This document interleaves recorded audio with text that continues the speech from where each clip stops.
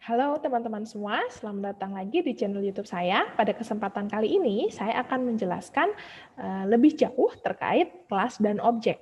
Kita langsung saja ya. Baik, ya. Sebelum saya menjelaskan tentang kelas dan objek, saya ingin mereview sedikit terkait dengan paradigma dari pemrograman ya. Pada pertemuan sebelumnya sudah saya jelaskan bahwa paradigma pemrograman itu ada dua ya, ada pemrograman prosedural dan ada pemrograman berorientasi objek. Apa bedanya? Jadi kalau di pemrograman prosedural kita menyimpan semua kode dalam satu file yang sama. Contohnya kita punya beberapa fungsi, fungsi 1, fungsi 2, fungsi 3. Kita simpan semua di file yang sama. Nah, kalau paradigma pemrograman yang berorientasi objek, kita pisahkan fungsi-fungsi tadi dalam suatu file-file yang berbeda. Contohnya misalkan di sini ada file 1, file 2, file 3, yaitu di file 1 berisi tentang fungsi 1 misalnya, di file 2 berisi tentang fungsi 2, dan di file 3 berisi dengan fungsi 3, misalnya seperti itu. Kita langsung masuk pada contoh kasus. Saya punya sebuah contoh pemrograman sederhana. Ini terkait dengan menghitung luas bangunan. Contohnya kita ingin menghitung luas persegi, luas lingkaran, dan luas segitiga. Kita membutuhkan variabel apa? Ada sisi, ada jari-jari, ada tinggi, ada alas. Nah, kalau di pemrograman prosedural, kita itu harus membuatnya dalam dalam satu file yang sama ya. Misalnya adalah fungsi hitung luas, terus juga fungsi luas lingkaran gitu, atau fungsi luas segitiga. Nah, nanti kalau kita butuhkan, kita tinggal panggil di fungsi main. Nah, ini ya, di sini ada hitung luas persegi, ada hitung luas lingkaran, atau hitung luas segitiga. Nah, selanjutnya kita kalau di dalam pemrograman berorientasi objek itu tidak di dalam satu file ya teman-teman, tetapi kita bagi dalam beberapa file gitu. Contohnya, saya punya tadi ya 3 fungsi, maka fungsi itu kita bagi dalam satu file tersendiri. Misalnya file yang pertama namanya kelas persegi, file yang kedua namanya kelas lingkaran, file ketiga namanya kelas segitiga. Dan untuk mainnya sendiri itu menjadi sebuah file tersendiri, sehingga nanti ketika dibutuhkan kita tinggal panggil saja nama kelasnya ya. Tidak perlu kita menggunakan semuanya dalam satu file. Jadi kita sudah bagi-bagi dalam file-file tersendiri. Nah, ini jadi intinya pemrograman prosedural itu klasik ya, harus mengeksekusi program secara sekuensial, dan juga kelemahannya itu dia karena terdiri dari banyaknya source code dalam satu file, itu nanti agak sulit ketika ada error dan lain sebagainya untuk menemukan. Nah, data dan fungsi tersimpan dalam satu file yang sama. Terus juga aplikasi ini agak susah dikembangkan kalau misalnya dia harus berbasis GUI. Nah, berikut ini adalah kelebihan dan kekurangannya ya. Kalau di prosedural, alur programnya itu dapat ditelusuri dengan mudah, dan desainnya relatif lebih sederhana gitu. Terus lebih mudah juga dipelajari. Kalau kekurangannya apa? Nah, programnya itu sulit digunakan kalau dia dikombinasi dengan program yang lain seperti itu. Cenderung sulit juga untuk melakukan pengolahan data atau variabel dalam program. Karena tadi kalau dia berada di dalam satu file yang sama, kadang kita lupa nih, oh sebenarnya saya sudah mendeklarasikan namanya variabel mahasiswa, kok saya deklarasikan lagi mahasiswaku misalnya gitu kan, agak bingung nanti ya. Kalau dia memiliki misalnya nama yang hampir-hampir mirip.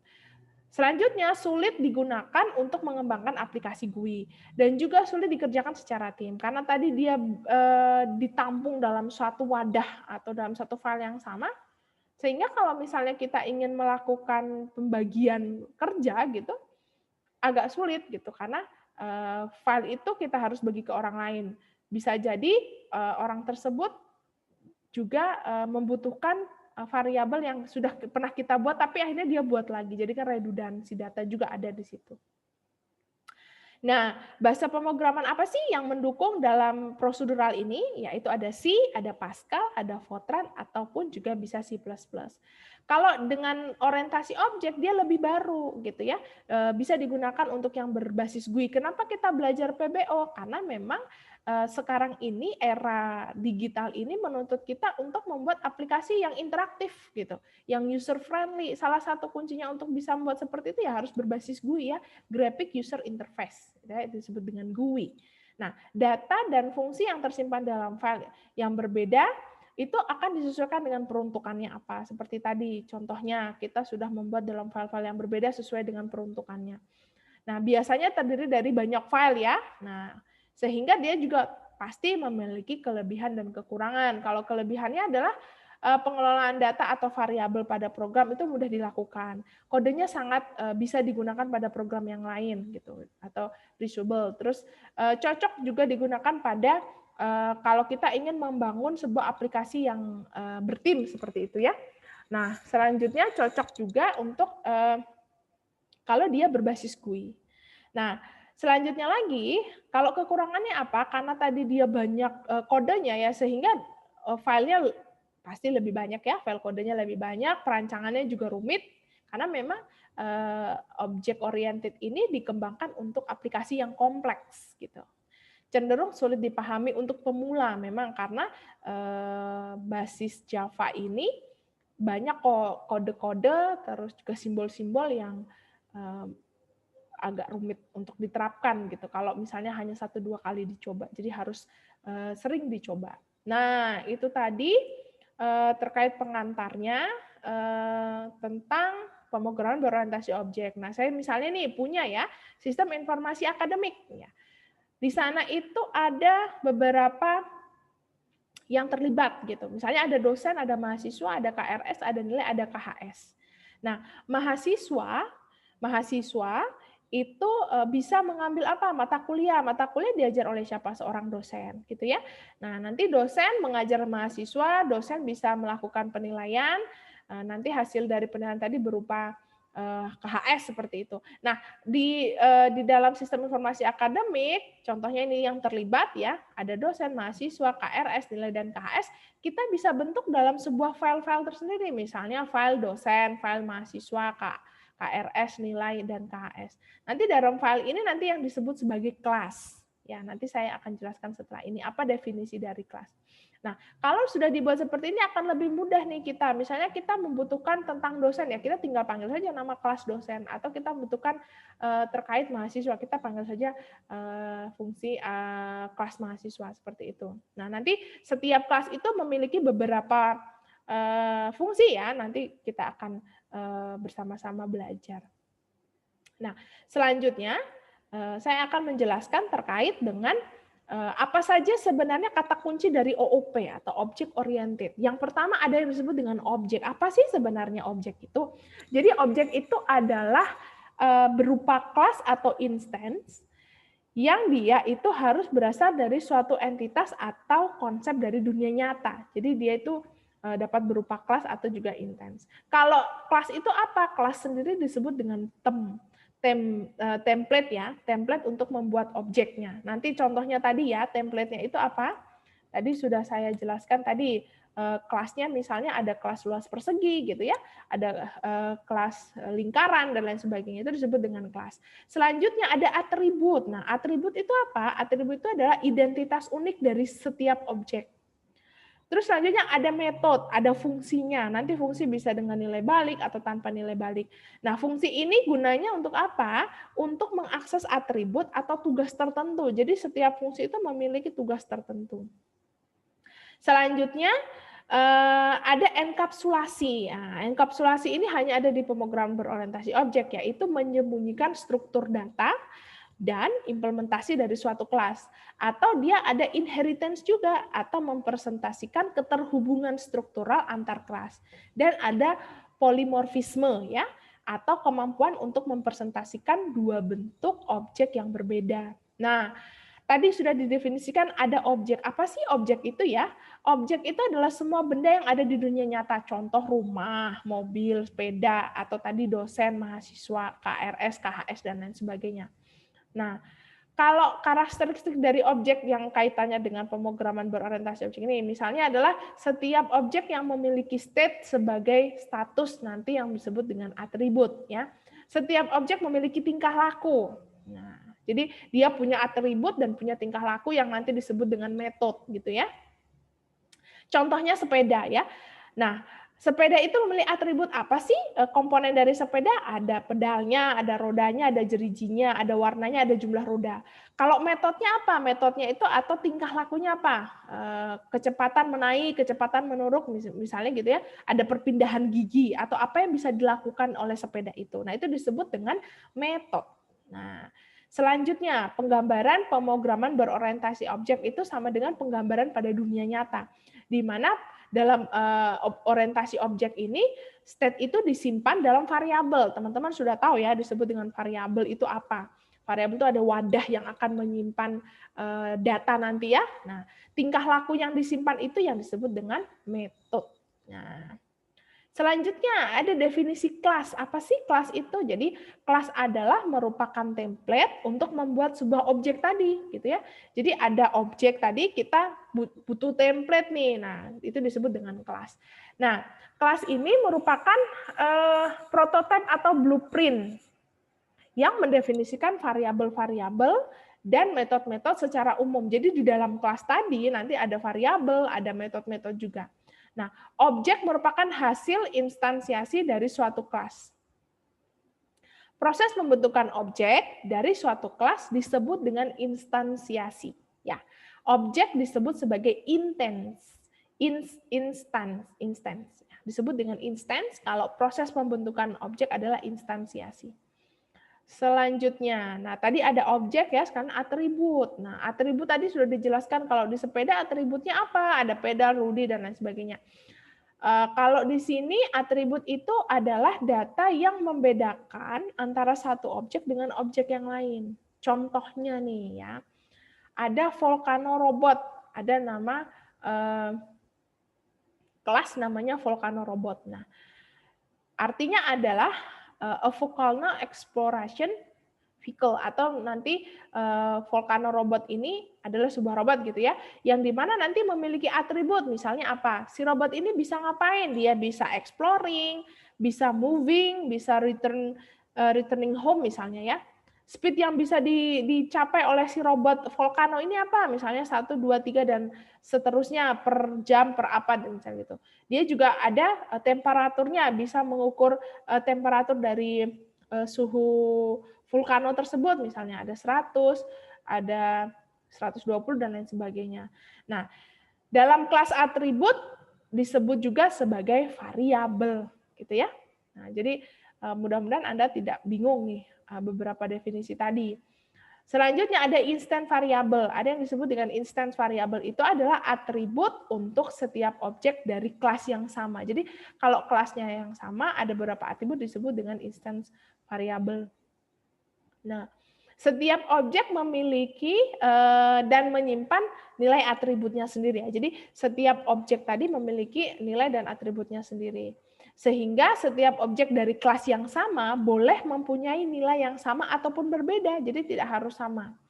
Selanjutnya, kelas variabel. Atribut untuk semua objek yang dibuat dari kelas yang sama itu disebut dengan kelas variabel. Beda ya antara instance variabel dan kelas variabel.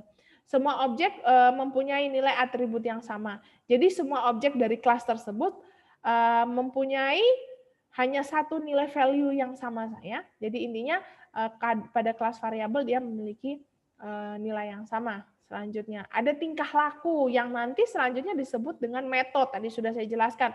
Kalau sepeda itu memiliki perilaku apa? Dia bisa menambah kecepatan, bisa mengatur giginya misalnya gitu ya. Itu disebut dengan metode. Nah, metode tadi atau tingkah laku tadi merupakan serangkaian statement dari suatu kelas yang menghandle suatu tugas tertentu. Nah, cara berkomunikasi, cara objek berkomunikasi dengan objek yang lain yang melalui metode tadi atau melalui fungsi tadi. Gitu.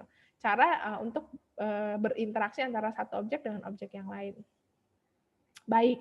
Nah, mana yang disebut dengan kelas, mana yang disebut dengan objek, atribut, dan behavior. Contohnya ini, kelas Volcano Robot itu disebut dengan nama kelas ya teman-teman.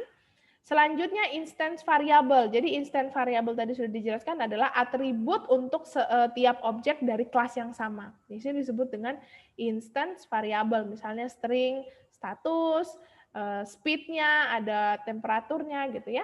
Nah, yang disebut dengan metode apa? Dia memiliki kata kunci metode itu ada void ataupun return-nya. Misalnya di sini void nih. Misalnya dia mengecek statusnya apa. Terus ada lagi fungsi void ini ya. Nah, ini disebut dengan metode. Nah, nanti di dalam metode itu memiliki perilaku. Perilaku tadi itu atau yang disebut tadi caranya adalah untuk berkomunikasi gitu ya. Nah, di mana kalau disebut dengan cek temperatur itu bisa dilakukan jika apa? Jika temperaturnya lebih dari 660. Maka nanti keluarlah statusnya apa? Misalnya returning home, berarti si robot ini harus pulang ke rumah gitu. Kalau temperaturnya tinggi gitu ya, misalnya mendeteksi gunung Merapi mau meletus gitu. Kalau dia mau meletus berarti kan ada lava yang keluar misalnya gitu, temperaturnya kan tinggi itu, maka misalnya masyarakat atau robot ini gitu ya memberikan instruksi ke masyarakat untuk segera misalnya keluar dari area Merapi tersebut gitu. Contohnya seperti itu. Nah, contoh yang lainnya lagi, nah ini tadi ya, ini adalah fungsinya, itu adalah cek temperatur, terus ada di sini adalah contohnya lagi ada fungsi untuk menghasilkan atribut gitu ya. Nah, bagaimana kita memanggilnya? Nanti kita panggil disebut dengan fungsi utama atau void main ini kita panggil berdasarkan tadi nama kelasnya adalah Vulcano Robot ini, Vulcano Robot gitu ya. Nah, kita kasih nama misalnya Dante. Nah, Dante ini nanti menjadi sebuah objek ya. Nanti akan menyimpan dari kelas informasi dari kelas Vulcano Robot seperti itu. Ya, itu ya nanti dipanggil di sini di fungsi main. Nah, selanjutnya ada konsep dasar dari OOP. Tadi sudah saya jelaskan awal bahwa ada beberapa istilah ya dalam OOP, ada enkapsulasi, ada penurunan, ada polimorfisme gitu ya. Saya akan bahas secara sekilas saja dulu. Kalau enkapsulasi itu akan membungkus variabel atau tadi metode juga bisa dalam sebuah objek yang terlindungi serta menyediakan interface untuk mengakses variabel tersebut. Nah, variabel dan metode yang dipunyai dari suatu objek tadi bisa ditentukan hak aksesnya, itu enkapsulasi. Contohnya saya punya jam tangan nih ya. Nah, apa sih gunanya? Kita harus tahu nih tentang waktu, maka kita butuh jam tangan. Nah, cara jam mencatat waktu dengan baik antara jam bertenaga baterai ataupun bertenaga gerak tidaklah penting diketahui ya. Yang penting adalah kita mengetahui waktunya gitu kan. Nah, kalau dalam OOP konsep enkapsulasi sebenarnya adalah merupakan perluasan dari struktur dalam bahasa C. Jadi intinya kalau enkapsulasi itu nanti dia akan membungkus atau variabel tadi atau metode tadi dalam sebuah objek yang terlindungi supaya apa? Supaya tidak bisa mengontrol hak akses dari si metode atau variabel tadi itu siapa saja yang bisa mengakses atau kelas mana saja yang bisa boleh mengakses, intinya seperti itu. Kalau pewarisan itu adalah konsep di mana pewarisan atribut dan juga metode. Jadi kita mewariskan apa yang ada dalam atribut atau dalam metode tadi dari sebuah kelas ke kelas yang lain. Misalnya tadi saya punya kelas Vulcano gitu ya, Vulcano Robot gitu ya. Kita punya kelas satu lagi namanya yang lain gitu. Kita bisa menggunakan konsep pewarisan. Artinya kita bisa mengambil apapun metode atau variabel dari kelas Vulcano tadi, kita inheritance-kan ke kelas yang lain. Misalnya nama kelasnya adalah baru Vulcano Robot misalnya ya, namanya itu misalnya. Maka kita mewariskan. Nah, kelas yang mewariskan itu disebut dengan superclass. Jadi Vulcano Robot disebut dengan superclass, baru Vulcano Robot disebut sebagai subclass gitu ya. Nah, subclass ini bisa berlaku sebagai superclass ya, atau multi-level inheritance gitu. Nah, contohnya kita punya kelas namanya sepeda, itu disebut dengan superkelas.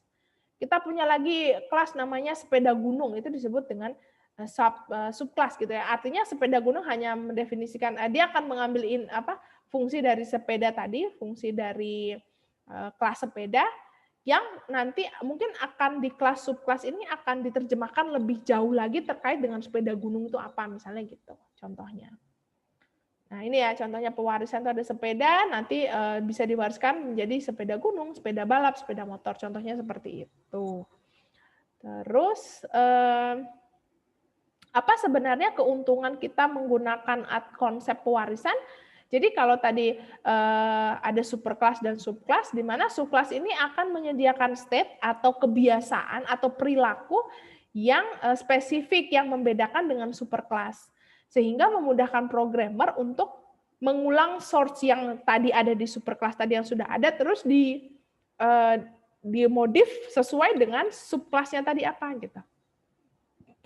Selanjutnya, programmer dapat mendefinisikan superkelas khusus yang bersifat generik yang disebut dengan abstract class. Nah, untuk mendefinisikan kelas dengan tingkah laku atau state secara umum.